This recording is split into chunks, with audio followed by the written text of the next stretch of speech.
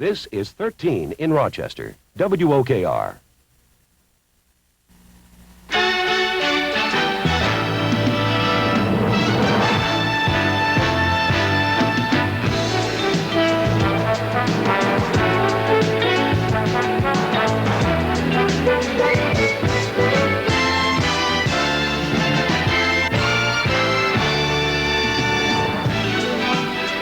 Good evening, I'm Ann Kellan. And I'm Dick Burt.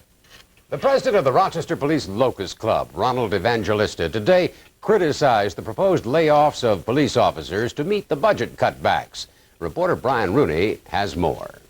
City Manager Peter Korn says he doesn't propose to eliminate any police officers who patrol the streets. The president of the police union sees it differently. I don't believe how they can possibly take 28 positions that are not on the street now, because there isn't 28, I can't see 28 bodies around to replace them with. There is no fat in this police department. The city manager has proposed that, starting on July 1st, the city will lay off 28 police officers and roll back the ranks of 9 command officers. This would reduce the police department to 100 fewer officers than it had 10 years ago. Evangelista says the situation is becoming dangerous for the officers themselves. He says he used to worry that the cops couldn't protect the citizens, but he says it's getting so bad that the police can't protect each other. There are instances now where officers are calling for help, and there's none available. They're asking for backups, and there's none available. We're getting to a life-threatening situation. I see money spent left and right. I see $30,000 being spent on a festival at Highland Park. I see a $4,000 desk from the city manager, or a non-elected city manager. I see a lot of money being wasted. And Evangelista says that an added injury of police layoffs would come in who gets laid off. The last hired is the first fired, and many of those are black and minority officers. Of course, you have to expect that the police officers' union is going to be against firing police officers. But two things that Evangelista says are undoubtedly true. Crime is growing, and the police department is shrinking. Brian Rooney, 13 Eyewitness News. Continuing with police matters, but definitely on a lighter note, a banquet is being held tonight in honor of Tom Hastings, recently retired chief of police. We have a report now from Don Alhart and 13 Live. Don, how's it going out there? Well, Ann, people are beginning to gather here at the Mapledale Party House. We are located in the VIP room, which is just off the main banquet room here at the Mapledale, for a party which I guess was in the planning stages all the way back in February, when it was first announced that Tom Hastings would be stepping down as Rochester Police Chief. You know, there never was any real doubt about the guest list for this affair tonight. I think anyone who has known Tom since he joined the force back in 1947 and since he became chief in 1974 wanted to be here in attendance tonight. Of course, our guest of honor is with us, too. And, Tom, I imagine it must be with kind of mixed emotions that you approach this evening tonight.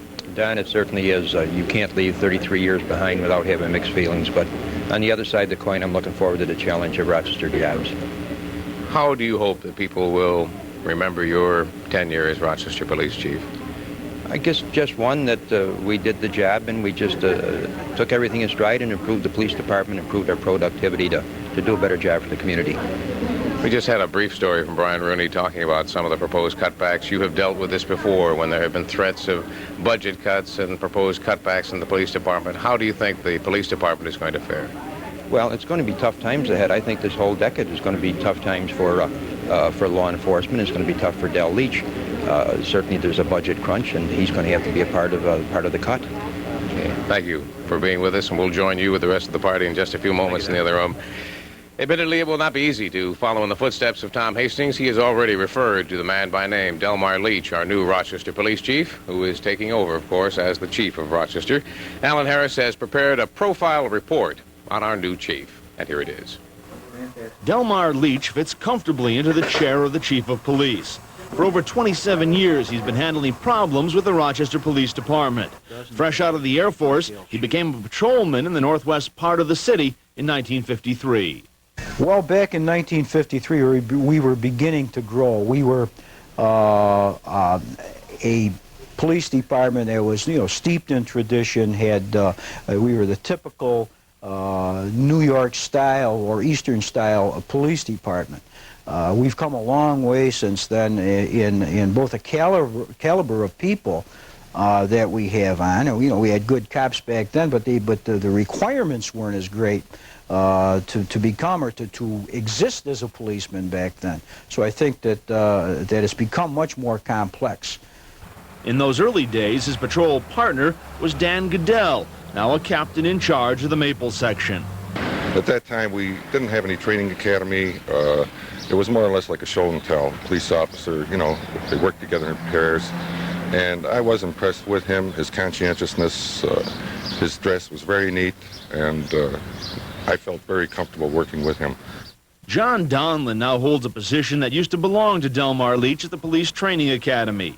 Besides working together, they're good friends. Away from the job, he is the same as anyone's next door neighbor. He is a great guy. He likes to hunt and fish.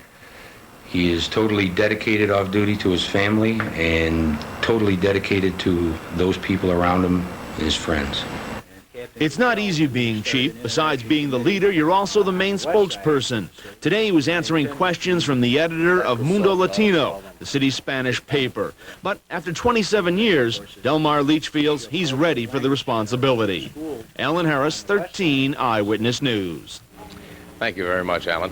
Well, the crowd is beginning to gather here at the Mapledale Party House for the testimonial dinner honoring the outgoing chief, Tom Hastings. I, too, must join the head table now for some duties. For now, this is Don Alhart with 13 Live at the Mapledale Party House.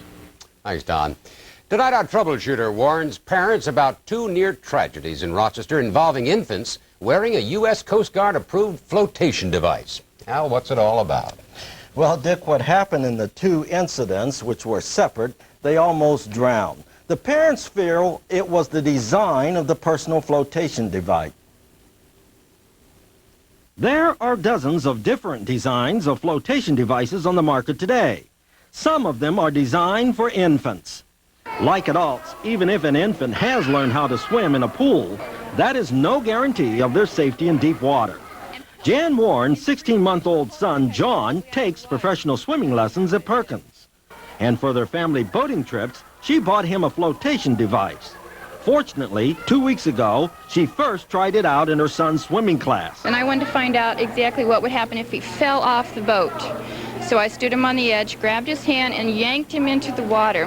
And what happened was that this part of the life preserver cushion caught underneath the water, forcing this to come up like this. And his head was caught half under the water, and this pillow would not allow him to come out of the water. Did this frighten you? Did it frighten me? It frightened me in the fact that I thought I will never use this life jacket. I'm glad I tried it. The flotation device her son wore had a U.S. Coast Guard stamp of approval inside. This frustrates Olympic swim coach and Red Cross Executive Committee member Betty Perkins. It should mean something, Al, but apparently it doesn't mean a thing, because this isn't the first jacket that has really become a death trap for a child who has not been taught how to use it. If parents can just be alerted to the dangers of life jackets on the market today and try them, test them before they go out on their Sunday spin, only to find it could be a disastrous trip. The U.S. Coast Guard is investigating a similar incident at the Perkins Swim Club that happened almost a year ago. It involved a different design. And today, the U.S. Coast Guard in Washington said this design is not supposed to work that way, like this. The tapered flex of America, its manufacturer, and the Coast Guard said they will begin an immediate investigation. Meanwhile, parents, beware. Test your child's life-saving equipment before you have to depend on it, even if it is Coast Guard approved. We'll be watching. Thanks, Al. Good reminder. And still ahead tonight, we'll conclude our series on children of the 80s. Stay with us. Genesee Light Beer, the one light beer that tastes so good, you'll say, I can't believe it's a light beer. Try Genesee Light Beer. Wegmans thinks it's time to get tough on dirty carpets. Add a special vibrating brush to steam cleaning power, and you got a machine that's murder on dirt. Rinse and Vac is tough enough to handle the worst dirt. It's got double tough cleaning power to loosen ground-in dirt and residue, and then steam power it away instantly. So get a little tough this summer. Get Rinse and Vac. It's murder on dirt, and available at Wegmans. Talking about bank premiums. Oh, gee, what a swell gift. That's nice, but we get what we want. Right here. At RSB. Make a deposit and get what you want at RSB. Cash with no strings attached, present company gift certificates, choice gifts, or top value stamps, plus a bonus RSB Dinner Club money off coupons. We got what we wanted. Plus higher interest at RSB. The past 15 years, I've had 3 TVs, 6 picture tubes, and 1 refrigerator. A Frigidaire. Frigidaire. Here today, here tomorrow. Children of the 80s. Their world is a different one than when we were growing up. But what are their dreams, their goals? Ann Kellan, in part 4 of her series, Children of the 80s, asks. Okay, how many of you want to get married? Yeah. Why not? How many want to have children? Okay, now how many of you would want your wife to work?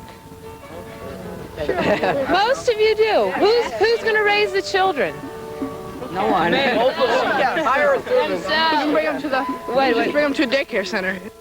Children of the 80s. They face a complicated world. One mixed with computer printouts, a world with older people who outnumber them in population, and competing with them for jobs. The children of the 80s have more choices.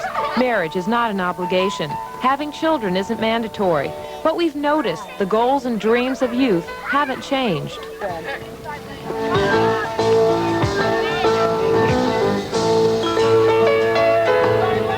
I want to have a big house filled with them. Dogs. Have more dogs than kids. How many children do you want to have? 4, 2 girls and 2 boys. 94% of the 200 children between the ages of 10 and 15 want to get married, and all but 5% expect that relationship to last. They do not expect to get divorced. Now, keep in mind the students we asked, 1 in every 5 come from a home where either one or both parents are absent. As for having children, 90% want to have children. Only 8% said no, and 2% are still undecided. You won't see very many big families, though. 80% say they want to have 2 or 3 children. How many of you want to get married? Everybody wants to get married. How many of you want to have children? How many children? 1. Put up your fingers. Put up your fingers. How many? 2, 1, 3, 1. Children have traditional values, but there is some confusion when it comes to a career and what's going to be done in raising the children, especially among girls. One girl we asked what she wants to be when she grows up. She said a doctor. But what she thinks she's going to be, a mother with a part-time job. Babysitter. You are? So you're going to have a babysitter take care of your children. Yeah. How about over here? Gotta take time off. You'll take time off and raise your children? Yeah. We're going to have support groups for these parents. We're going to have more daycare centers, good quality daycare centers, where the child can feel a sense of security and get the care that he or she needs. The ideal family, draw the ideal family. It's always with 2 parents. It's still something people strive to achieve, to maintain for themselves. So it's not a passé idea. It's kind of like the ideal and the reality are obviously different. With inflation, a way of life for children of the 80s, it's interesting that 95% feel that they will one day own their own house and own a new car. But they've indicated that they will work very hard. So bad, just I'll probably end up being a writer. You want to say what you're going to be? Computer programmer. Okay. Like a cartoonist for a newspaper or something, or a magazine. 89% expect both husband and wife will work. They will work about 5 or even 6 days a week and expect to take 2 or 3 vacations a year. The question, do you think you'll be more successful in life than your parents? There are fewer positive answers. 70% say yes, but 23% say no, and 7% aren't sure. I think they're different. They're not really different from... In many ways, they're the same. Listen, Yes. It's been a good report. Thank you very much. Yep. Still ahead, AccuWeather forecast with Dr. Bill Gooch. Stay with us.